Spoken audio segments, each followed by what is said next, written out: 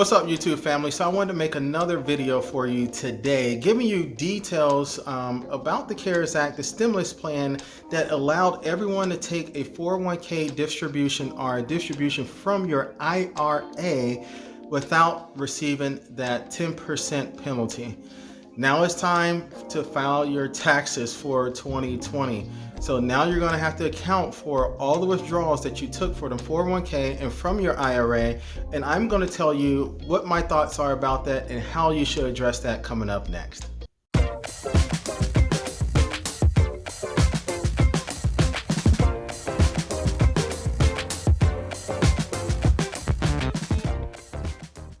Hello everyone, my name is Paul Zachary Shelton Jr. and I'm the Chief Investment Officer of Warwick Shore Advisors. We are a wealth and investment management firm located in Orlando, Florida, with clients all across the United States. If this is your first time coming to my channel or seeing one of my videos, I ask that you please hit the subscribe button. Please ring the bell so you can get an update each time I post a new video. And lastly, please like and share this video to help me increase the financial literacy of our globe. So as I mentioned in the introduction, I want to speak to you today about those withdrawals. So for all those people that took a 401k or a distribution from your IRA because of COVID-19 during 2020, please listen up. This is going to be a very, very important video for you, I should say. So first off, I always advise that you work directly with your tax professional when it comes to tax issues. I am not an accountant or a CPA. I do work in wealth management. I own a wealth management firm, so I am very, very familiar with all the topics and very familiar with how the tax code works. But for any particular situation, please work with your CPA or a tax professional to get advice in your situation. Now that we got our disclaimer out the way, I want to go ahead and speak to you specifically about the situation that is going on now. So for many people, 2020 was a very, very rough year. We know how many people were unemployed, an estimated 39 million people over the course of the year received some volatility from their employment. They were either unemployed for a short-term period of time, and unfortunately, many people where we see it right now in our unemployment rate at 6.7%. It seems like there will be approximately 10 million people that may be permanently unemployed or at least structurally unemployed and have to reposition and go into a new job. As such, many people had to dip into their retirement savings. They had to pull from the future and bring it back to the present. And the tax code says that whenever you dip into your IRA or into your 401k without paying Uncle Sam, without paying those taxes, we're going to penalize you 10% if you're under the age of 59 and a half. In addition to that, you're going to be taxed on that money that you took out at your ordinary income tax rate. However, because of the CARES Act and the provisions that were made due to the coronavirus pandemic, there has been some changes that were made specifically to that area of the tax code when it comes to those withdrawals. Now, everyone that took a withdrawal that was under the age of 59 and a half, and even those that were above the age of 59 and a half, did not receive a 10% penalty in the year of 2020 for those withdrawals. Specifically if those withdrawals were related to COVID-19. Now, I'm gonna go through a list here in my papers of some of the items that were classified as eligible withdrawals for COVID-19. Some of those eligible withdrawals had to deal with either you, a spouse, or a household member that were diagnosed with the coronavirus that had to step away from work. So you were able to take a withdrawal. Now, it doesn't specify how much of a withdrawal you had to take or what the maximum amount that you could have taken for any particular incident or for someone missing work, missing school, but it did classify a maximum of $100,000 that you can take from retirement accounts. So as you're listening to this and thinking about this, think about you're not penalized or you're not stuck into having to take a withdrawal only based on the amount of income that you're trying to supplement for any given period of time. It could be that you had to stay home from work for 14 days to quarantine and you took a withdrawal for $25,000. because you could potentially see some volatility up ahead, or there may have been something else that you needed the money for and you just wanted to have that cash on hand as opposed to being in your retirement savings. Nonetheless, if you're someone in your household was diagnosed with COVID-19, you are eligible for this withdrawal without the 10% penalty. Additionally, if you suffered a job loss, or if you had a job offer that was rescinded, then you also qualify for this as well. This also goes for people who were furloughed or had a reduced amount of hours during any given time during the pandemic. Now, it doesn't specify that if your hours were reduced only for 1 week versus your hours being reduced for 5 or 6 months. It just says that if you were impacted in any way, so if your hours were reduced for 1 week, 1 day, whatever the case may be, you do qualify for this.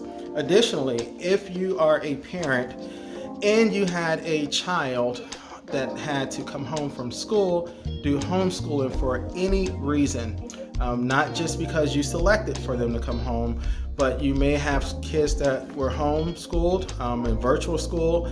They may have went back to their brick and mortar school, and their school may have closed because someone there had the coronavirus and they had to quarantine.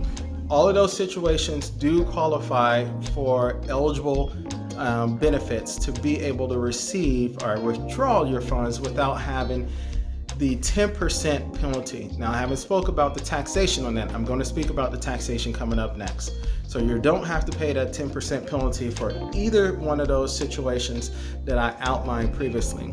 Additionally, just like if you had a child, if you had an adult parent that live with you, a senior citizen that may typically go to an adult daycare or go to a senior citizen center during the day while you're at work or whatever the case may be, if they had to come home and stay with you and you had to stay home with them during the day and provide care for them, the same qualifications are met for the withdrawals in this situation. So in all those situations that I mentioned previously, you do not have to pay that 10% withdrawal penalty whenever you take your distribution if you're under the age of 59 and a half. So that brings me to my next point. For all of you that took a withdrawal in either from your IRA or from a 401k plan or 403b plan, and the 10% penalty or the 10% was automatically withheld from you, I would suggest that you call your 401k, your retirement plan, your 403b sponsor and let them know, hey, there was a mistake. You can reach out to your HR department and let them know I was not supposed to be hit with this 10% penalty on my withdrawal. Please reimburse that to me. And that is something that is happening right now. Many people are seeing that they did get that 10% hit and they are calling their HR departments and they are being reimbursed for those monies that were taken out. Now, let's talk about the taxation. The IRS, the tax code says that you will be able to spread out the taxation for this withdrawal over the next 3 years. So you can do this ratably over the next 3 years. If you took out, let's just use an even number of $9,000, a total distribution of $9,000, you can claim $3,000 of income on each year going forward for the next 3 years. If you pay the money back, you do not have to claim that withdrawal. So if you've already put the money back in, let's say you received a job offer and you started a new job and you still had the cash on the sidelines and you said, hey, I want to take advantage of this tax deferred growth for my retirement plan because my financial advisor, who is Paul Shelton, who is a very, very smart guy, said that that is the best thing to do.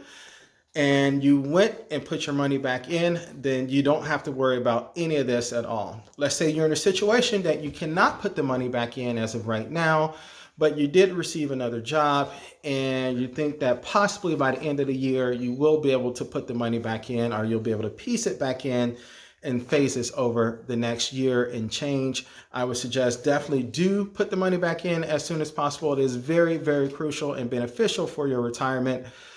But Ultimately, I always suggest that, or I should say, in addition to that, I would suggest that you go ahead and pay the taxes on the money now. As much as you can, even if you can take the full brunt of it. For many individuals, their income was reduced such that any taxes or any income that you added to that would not offset your taxes in a negative way to where you would have to pay back. You would still potentially break even if you recognize all of that tax income right now. So if you are in a situation where you meet that qualification, please recognize that taxable income now. You can always go back. If you decide to put the money back into your IRA, back into your 401k plan, you can always go back in the future and tell the IRS, hey, I put the money back into my account. Please give me my taxable money back, or the tax credit that I received for paying these taxes to you. So if you have any questions about any of this, I advise, again, specifically about your taxes, reach out to a tax professional. Also, about investing or wealth management, estate planning, all those things, please reach out to me directly. You can reach us at investments@warwickshore.com. And lastly, if this is your first time coming to my channel or seeing one of my videos, please hit the subscribe button. Please ring the bell so that you can get an update each time I post a new video. And lastly, please like and share this video to help me increase the financial literacy of our globe. Thank you so much and have a great day.